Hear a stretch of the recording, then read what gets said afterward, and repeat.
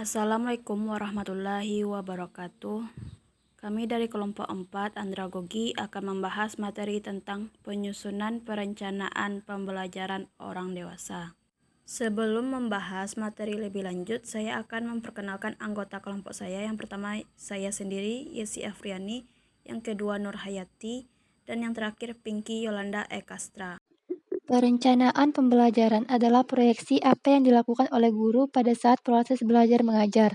Pembelajaran akan lebih optimal jika guru terlebih dahulu menyiapkan perencanaan pembelajaran.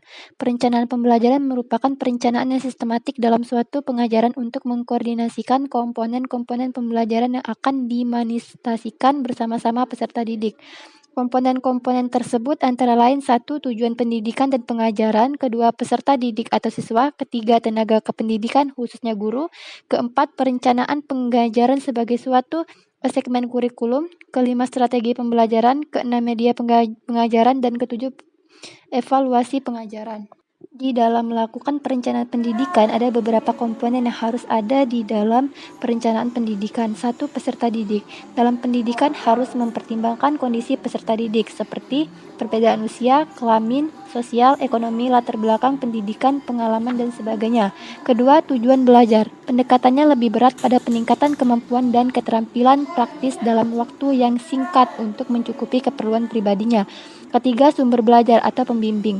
Diupayakan sumber belajar ini diambil dari keluarga masyarakat setempat sendiri. Keempat, organisasi pelaksana. Yang perlu diperhatikan adalah siapa pelaksana, apa kegiatannya, di mana personaliannya, perlengkapan sumber dana, dan siapa penanggung jawabnya. Kelima, kurikulum. Keenam, kondisi masyarakat setempat. Ketujuh, kemanfaatan langsung. Program harus berhubungan atau sesuai dan kebutuhan peserta didik. Kedelapan, struktur organisasi. Struktur organisasi harus diupayakan sesederhana mungkin dan tidak berbeda. Baiklah, di sini saya akan menjelaskan sedikit mengenai perencanaan partisipatif. Jadi, prinsip dalam perencanaan partisipatif adalah hubungan dengan masyarakat. Antara lembaga dan masyarakat harus ada hubungan yang harmonis, saling bekerja sama, saling memberi dan saling menerima. Pihak yang layak diikutsertakan dalam perencanaan pendidikan adalah harus memenuhi syarat sebagai berikut. Yang pertama itu tertarik akan masalah-masalah pendidikan. Kedua, mau belajar dari orang ahli. Ketiga, memiliki kemampuan intelektual sebagai perencana. Keempat, paham masalah pendidikan dan dapat bekerja efektif. Yang kelima, menggunakan teknik kerja kelompok. Yang keenam, pertemuan kelompok. Yang ketujuh, proses kelompok nominal. Kedelapan, teknik DLP. Dan yang terakhir adalah membuat ramalan dan program. Materi yang terakhir yaitu tentang rancangan pengajaran. Ada 10 prosedur rancangan pengajaran, yaitu yang pertama, identifikasi tujuan umum pengajaran. Untuk merumuskan tujuan umum pengajaran, terdapat kriteria menurut Dick dan Carey, yaitu pernyataan umum yang jelas tentang hasil belajar, penjelasan tentang hal yang akan dicapai peserta didik, dan secara jelas berhubungan dengan kebutuhan yang telah ditetapkan. Prosedur yang kedua yaitu melakukan analisis pengajaran. Analisis pengajaran biasanya dilakukan dengan membuat diagram prosedur analisis pengajaran. Terdiri atas 2 langkah, yakni mengklarifikasi tujuan umum ke dalam domain pengajaran. Yang kedua, menentukan langkah yang diperlukan untuk mencapai tujuan umum tersebut. Prosedur yang ketiga yaitu identifikasi tingkah laku, masukan, dan ciri peserta didik. Menurut Dick dan Carey, identifikasi peserta didik dapat dijelaskan dalam 2 hal, yakni ciri umum dan tingkah laku dasar. Prosedur yang keempat yaitu merumuskan tujuan performansi. Tujuan performansi peserta didik ini sebenarnya merupakan penjabaran dari tujuan umum pengajaran yang telah ditetapkan sebelumnya. Tujuan performansi terdiri atas 3 ranah, yakni ranah kognitif, ranah efektif, dan ranah psikomotor. Ranah kognitif berhubungan dengan kecerdasan otak, ranah afektif berhubungan dengan sikap, mental, dan emosi, sedangkan ranah psikomotor berhubungan dengan gerak anggota badan.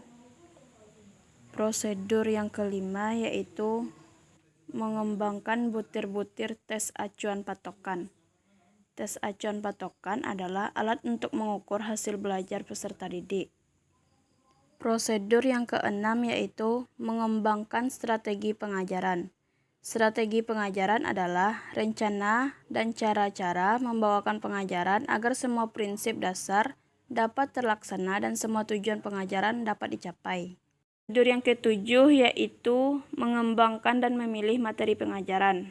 Beberapa faktor yang dapat mempengaruhi pengembangan materi pengajaran, yaitu lingkungan pengajaran, tingkat penguasaan pendidik atau pembimbing, materi yang tersedia, ruang lingkup pengajaran, perorangan atau kelompok, ciri-ciri dan besar kelompok sasaran, personal, fasilitas, dan aparat. Prosedur yang kedelapan yaitu merancang dan melakukan evaluasi formatif. Evaluasi formatif adalah suatu proses untuk memperoleh data yang digunakan untuk meyakinkan bahwa materi pengajaran efisien dan efektif. Evaluasi formatif dapat dilaksanakan dengan 3 langkah, yaitu evaluasi perorangan, evaluasi kelompok kecil, dan evaluasi lapangan. Prosedur yang ke-9 yaitu merevisi bahan pengajaran. Tabel yang baik untuk mengerjakan revisi materi pengajaran adalah tabel yang berisi nilai tes masuk, tes awal, dan tes akhir dari setiap peserta didik yang terlibat dalam evaluasi formatif kelompok kecil. Prosedur yang terakhir yaitu merancang dan melakukan evaluasi sumatif. Evaluasi sumatif adalah suatu proses evaluasi versi final satuan acara pengajaran, pengumpulan data untuk menentukan efisiensi dan efektivitas satuan acara pengajaran itu.